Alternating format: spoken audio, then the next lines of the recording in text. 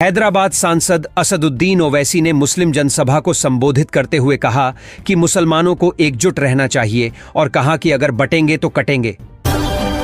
कांग्रेस नेता राहुल गांधी ने हरियाणा विधानसभा चुनाव में हार मिलने के बाद चुनाव आयोग और ईवीएम मशीन पर जताया शक और कहा कि अगर देश में ईवीएम मशीन से इलेक्शन पर रोक नहीं लगी तो भारतीय लोकतंत्र समाप्त हो जाएगा। राहुल गांधी की कांग्रेस पार्टी ने किया बड़ा ऐलान। जहां जहां कांग्रेस की सरकार है वहां पर गरीबी रेखा के अंतर्गत आने वाले परिवार को पक्का मकान बनाने के लिए कांग्रेस सरकार देगी 3 लाख रुपए की आर्थिक सहायता। बॉलीवुड सुपरस्टार सलमान खान को जान से मारने की धमकी दी गई। लॉरेंस बिश्नोई गैंग के माध्यम से रोहित गोदारा ने बोला कि अभी तो केवल बाबा सिद्दीकी को टपकाया है, अब हमारी अगली गोली का निशाना सलमान खान होगा। चलिए जानते हैं देश और दुनिया की तमाम बड़ी खबरों को सिर्फ 5 मिनट में। लेकिन उससे पहले अभी तक आपने इस वीडियो को लाइक नहीं किया है तो लाइक कर दें और चैनल को सब्सक्राइब कर ले। महाराष्ट्र विधानसभा चुनाव 2024 से पहले कांग्रेस नेता बाबा सिद्दीकी को लॉरेंस बिश्नोई गैंग ने गोलियों से छलनी करके मार डाला, जिसके बाद महाराष्ट्र में बीजेपी सरकार के खिलाफ जमकर प्रदर्शन जारी। कांग्रेस नेता राहुल गांधी ने बाबा सिद्दीकी की मौत पर बीजेपी सरकार को लिया आड़े हाथ। राहुल गांधी ने कहा कि जब बीजेपी के शासन में कांग्रेस नेता सुरक्षित नहीं है तो आम जनता का क्या होगा, और बोला कि बीजेपी की सरकार में कानून व्यवस्था पूरी तरीके से ध्वस्त हो चुकी है।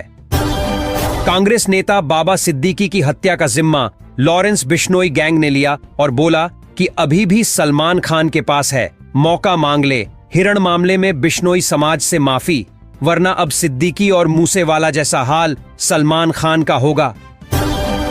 बीजेपी नेता मनोज तिवारी ने सभी राज्यों को लेटर लिखकर कहा कि मुसलमानों के मदरसों में दिए जाने वाला फंड को बंद कर देना चाहिए, क्योंकि मदरसों का पूरा फोकस धार्मिक शिक्षा पर रहता है, जिससे बच्चों को जरूरी शिक्षा नहीं मिल पाती है।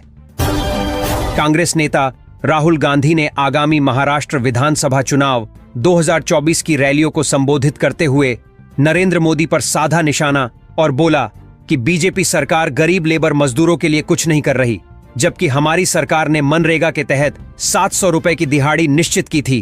कोरोना वैश्विक महामारी के बाद एक बार फिर से भारत में लगातार फैल रहा है डेंगू का कहर। दिल्ली में डेंगू से मौत का आंकड़ा लगातार बढ़ता जा रहा है। अब तक आए 3000 से ज्यादा केस। कांग्रेस नेता बाबा सिद्दीकी की गोली मारकर हत्या करने बाद अब महाराष्ट्र की बीजेपी सरकार ने बॉलीवुड सुपरस्टार अभिनेता सलमान खान की सुरक्षा बढ़ाई। महाराष्ट्र के मुख्यमंत्री एकनाथ शिंदे ने बोला कि पुलिस प्रशासन पूरी तरह सलमान खान की सुरक्षा में तैनात है। जम्मू कश्मीर और हरियाणा के विधानसभा चुनाव होने के बाद अब चुनाव आयोग ने बाकी 2 राज्यों में चुनाव कराने की तैयारी शुरू की। चुनाव आयोग ने बताया कि महाराष्ट्र और झारखंड के इलेक्शन इसी साल दिसंबर में होना संभव है। ऑल इंडिया मुस्लिम लीग के अध्यक्ष असदुद्दीन ओवैसी ने कहा कि कांग्रेस पार्टी अकेले प्रधानमंत्री नरेंद्र मोदी को नहीं हरा सकती।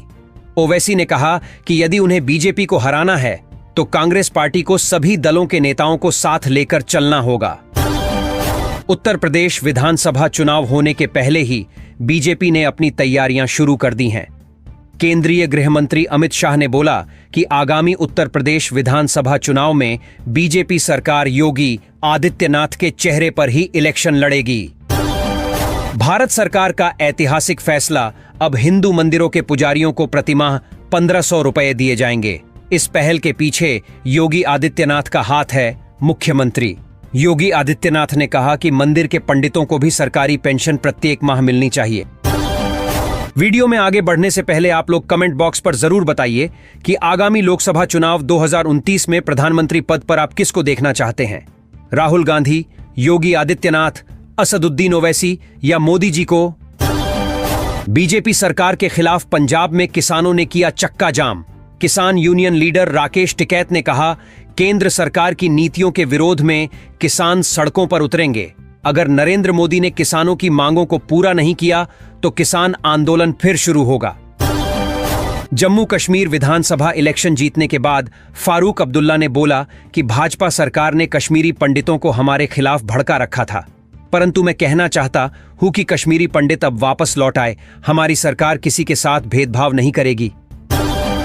हैदराबाद सांसद असदुद्दीन ओवैसी ने मुस्लिम जनसभा को संबोधित करते हुए कहा कि मुसलमानों को एकजुट रहना चाहिए और कहा कि अगर बटेंगे तो कटेंगे। कांग्रेस नेता